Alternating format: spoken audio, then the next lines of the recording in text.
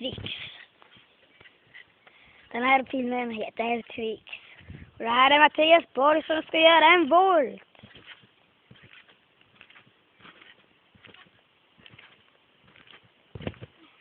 Nej, det gick inte så bra. Matti, gör det snabbt nu.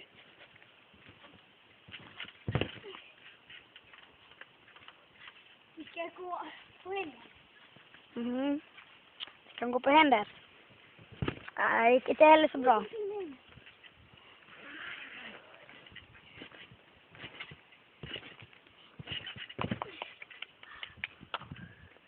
Så tvärt är det där.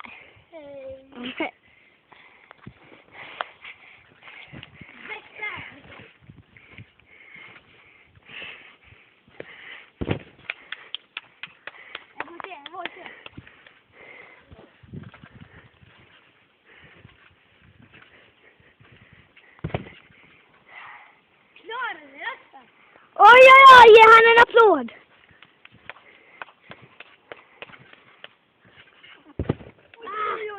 Okej, det var det sista pricket. Det här är det sista pricket Borg ska göra.